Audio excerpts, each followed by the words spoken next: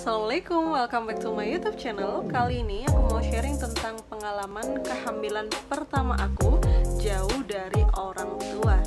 Tapi sebelum lanjut, yuk bantu support channel aku dengan cara klik like, subscribe, dan tekan lambang lonceng. Iya, tuh kan disuruh subscribe tuh sama Haifa.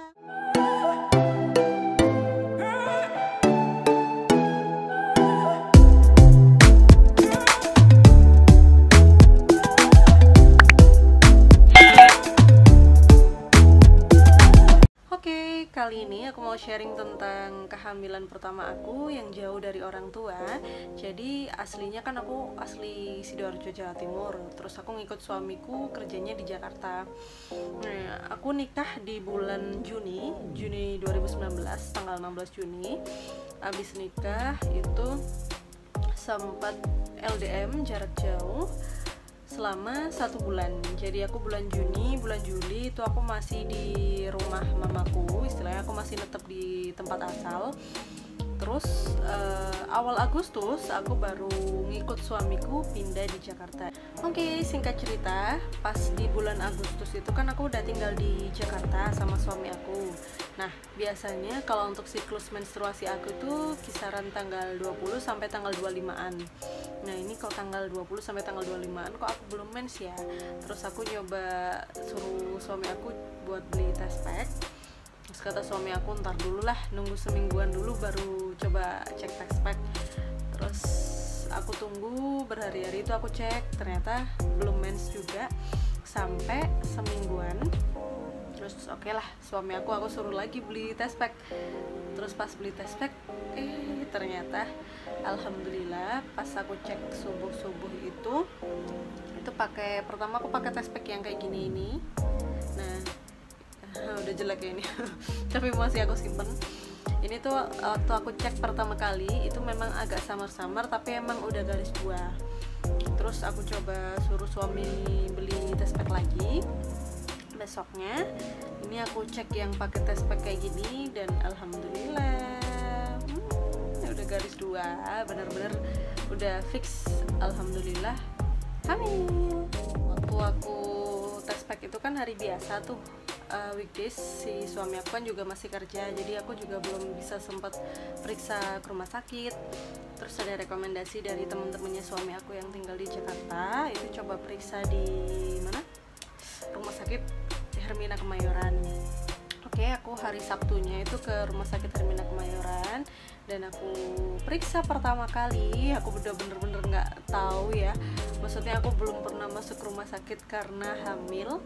Jadi pertama kalinya aku ke rumah sakit buat cek hamil dan ternyata alhamdulillah waktu dicek USG transvaginal ya, itu memang positif, beneran udah ada gitu. Itu udah masuk 6 week ya, 6 minggu ternyata gitu, karena kan memang udah kehitungnya kan selama sebelumnya gitulah, kayak gitulah pokoknya. Nah, udah tahu waktu hamil, pulang dong, seneng alhamdulillah. Terus aku cerita mama papa, aku telepon, alhamdulillah aku udah positif hamil dan udah periksa juga ke rumah sakit, memang positif. Tapi kok nggak ngerasain mual-mual ya kayak orang-orang hamil pada umumnya. Aku nggak ngerasain ada perbedaan apapun, jadi kayak aku baru tahu hamil gitu, nggak ada tanda-tanda bahwa sebelumnya aku kayak mual atau gimana, nggak enak badan atau gimana, enggak. Cuma memang agak kerasa gampang capek, tapi emang aku belum mual-mual tuh waktu awal. Terus abis gitu mulai minggu depannya, nah itu aku udah mulai teler. Jadi udah mulai semua nggak semua sih, jadi makanan tuh kayak cocok-cocokan. Jadi kayak apa yang aku makan, kalau memang lagi enak ya bisa makan, tapi kalau memang lagi makanan enak pun kalau lagi mual, entah itu dicoba makan dikit-dikit pasti keluar. Nah, di sini aku di Jakarta cuma berdua doang sama suami aku. Jadi kalau suami aku kerja, oke, berarti aku kan sendirian tuh ini kebetulan aku tinggalnya di apartemen. Jadi waktu aku pagi sampai sore itu mau nggak mau kan aku juga masak sendiri. Jadi antara males makan tapi aku juga harus makan, dan kalau nggak makan juga kan kasihan bayi aku. Terus aku juga harus masak dulu buat makan. Nah di sini pun kan aku kan cuma berdua aja tuh sama suami. Jadi kalau misalnya yang masih tinggal sama orang tuanya sih mungkin meskipun teler masih oke ya, masih ada yang masakin, masih ada yang bikinin mungkin teh hangat kayak gitu-gitu. Nah ini jadi suamiku berangkat, ya udah aku di tempat tidur teler. Jadi antara ya lemes, itu trimester pertama ya, bener-bener aku ngerasain aduh ampun, kayak aku malas ngapa-ngapain ya, mual juga, tapi aku juga harus makan gitu loh. Jadi aku masak sambil badan aku nggak enak, lemes, pokoknya ya gitulah, orang hamil tuh aneh badannya, aku bilang aneh.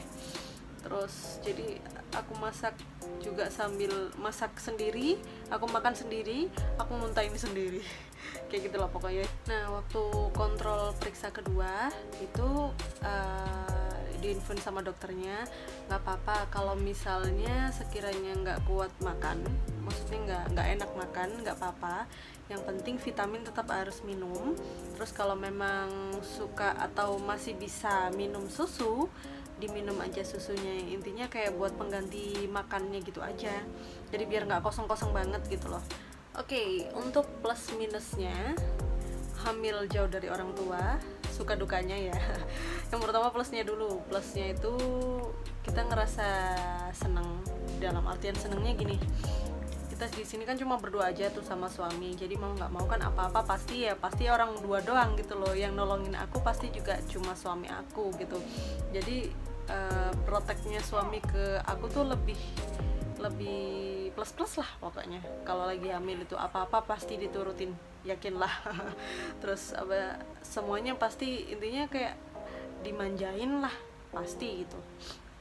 Terus kalau minusnya, dukanya kalau jauh dari orang tua, kita ini mah udah mual ya, udah nggak enak, perut nggak enak, semua pokoknya apapun nggak enak lah, orang hamil tuh nggak ada yang enak, tapi seneng.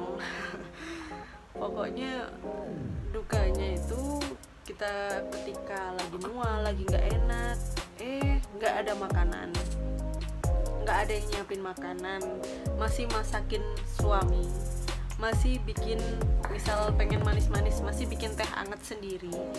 Nah kalau sama ada orang tua kan pasti ya mama pasti bikinin, nah gitu. Jadi dulu tuh aku sempat ngerasa nelongso ya, kalau bahasa Jawanya itu nelongso. Jadi oh ya Allah, aku ini udah jauh dari orang tua, aku di Jakarta, terus aku sendirian gitu. Intinya kan kayak waktu suamiku kerja kan aku sendirian, toh nggak ada teman di apartemen, aku sendirian, nggak ada yang bikin aku makanan, nggak ada yang bikin aku minuman, istilahnya nggak ada yang nolongin aku sekarang gitu loh.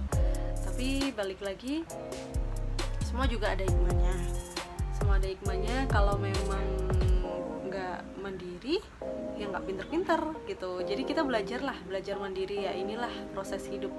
Jadi balik lagi, belajar mandiri itu bener-bener asik sebenarnya. Jadi kayak kita out of the box ya. Jadi yang biasanya orang hamil itu pasti dijagain mamanya, kemana-mana diantar, disayang, dimanjain. Dan ini aku tetap disayang, dimanjain, tapi by video call, tapi nggak ada di sebelah aku. Jadi yang di sebelah aku, yang dampingi aku cuma suami aku selama hamil.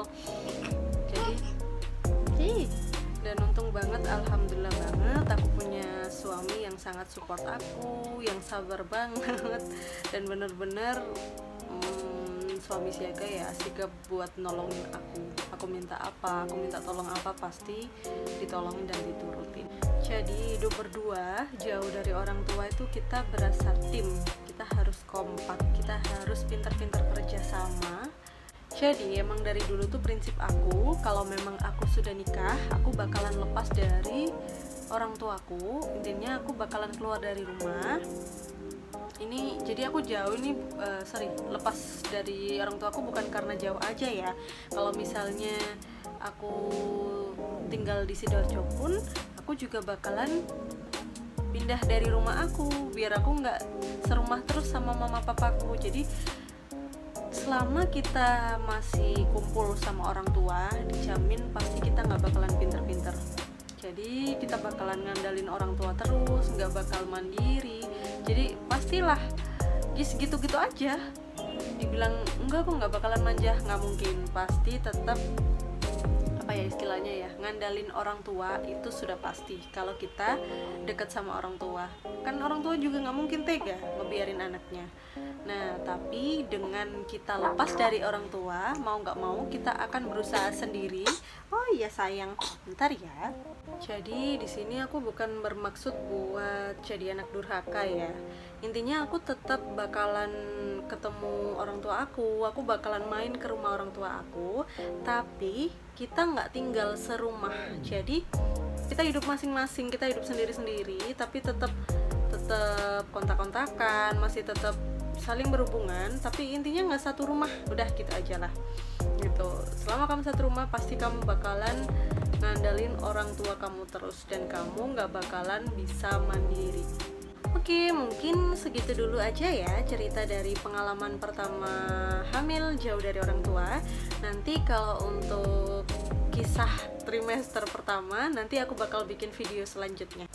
Guys, jadi mohon maaf ya kalau video ini mungkin badan aku agak sedikit miring-miring karena memang lagi sambil nyusuin Haifa.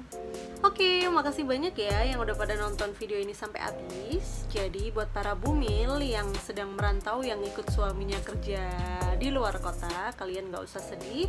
Semoga Allah selalu memberikan kalian kesehatan dan kebahagiaan. Pasti bahagia kok, orang hamil tuh sebenarnya seneng, cuma memang ya kondisinya aja yang moodnya bikin naik turun. Selalu happy ya sama suami kalian. Kalau sekiranya video ini bermanfaat, bisa share ke teman-teman atau saudara kalian ya. Dan support terus channel aku ya. Jangan lupa untuk klik like, subscribe, and turn on notification. Bye bye. Bye bye dulu. Bye bye. Subscribe ya, Auntie.